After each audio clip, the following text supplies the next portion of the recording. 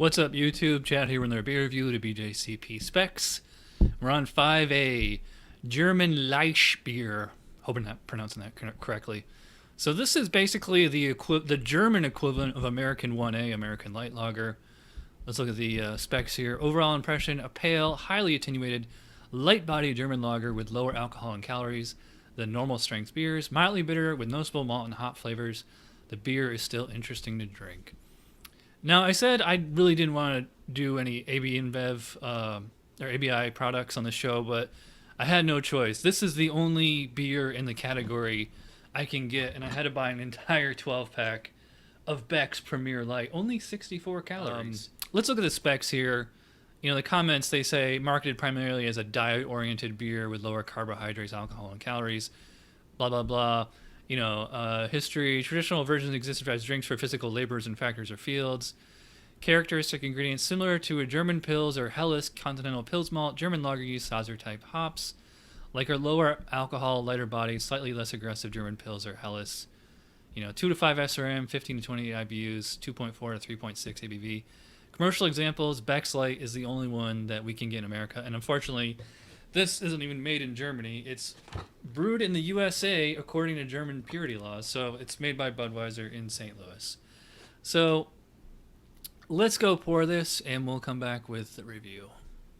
All right, I am back with the Beck's Premier Light. Got my nice Spiegel lager glass here. Let's get right into it. So let's get to aroma. So I'm just getting like a really faint light sweetness of malt, kind of like a little bit of a cereal kind of a thing. It is definitely not bready, definitely not toasty, nothing like that. No specialty malt, no confectionery things. I mean, I'd have to like really dig deep there to pick out any hops, but I mean, maybe there's a hint of, you know, some noble hop, peppery, you know, spicy kind of thing. Let's check the specs. All right, so aroma, low to medium hop aroma, kind of, I'd say very low, with spicy herbal or floral character. Okay.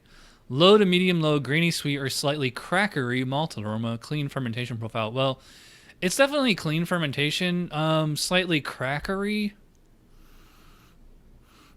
Yeah, maybe. I mean, to me, it really doesn't have much of an aroma at all. It doesn't smell bad. You know, low to medium hop aroma. I'm getting like super low hops. I don't know. I don't think that's really too spec. But I mean, it's a 2.5-month-old bottle in America. Who knows how long it was sitting in a warm distributor warehouse. I'll go 7 out of 12. 1 to 2, maybe 3. SRM, very light, pale beer. You know, white foam. Looks like it's going to stick. We'll see. Let's check the specs.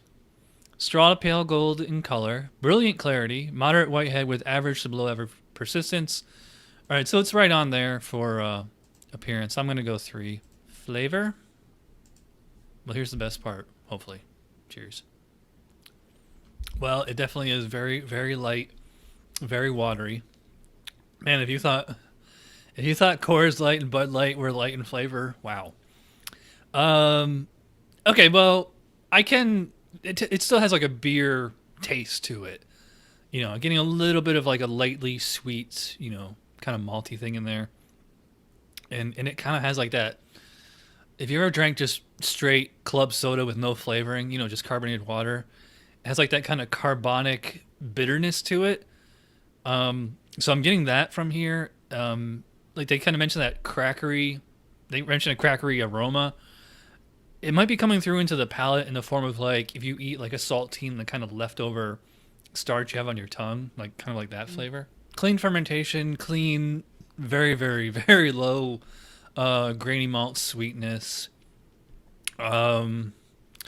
Maybe like a hint of a spicy hop in the aftertaste, but it's not particularly, well, I was gonna say it's not particularly hoppy, but I do get kind of like I said, the carbonic bitterness. I think the carbonation is doing more for the bitterness than the actual hops.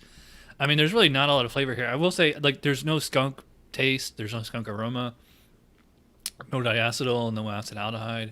Yeah, so I mean, it's a clean, light, very neutral tasting beer, not much to it. I'm surprised it's a German style. Wow. All right, so let's check the specs. Flavor, low to medium grainy sweet malt flavor initially. Medium hop bitterness. I do not agree with that at all.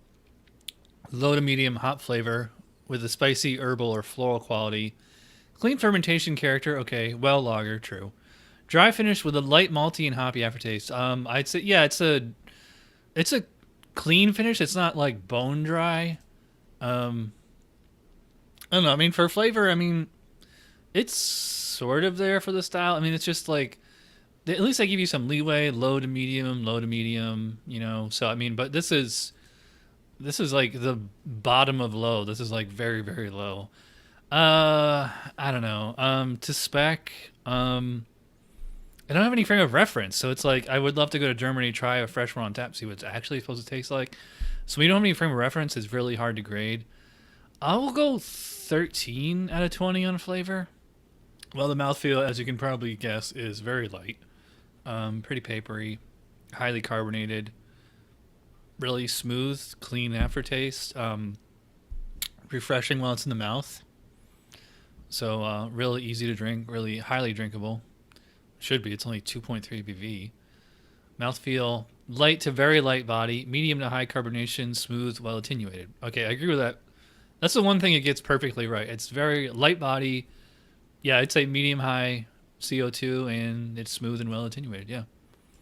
So you get a 5 out of 5 on mouthfeel. But yeah, so 34 out of 50 for Beck's Premier Light. I mean, it's definitely... It's the only thing in America you're going to get in a 5A style.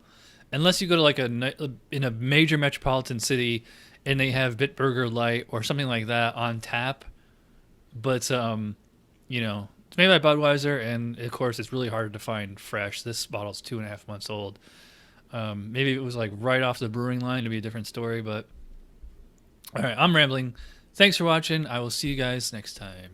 Cheers.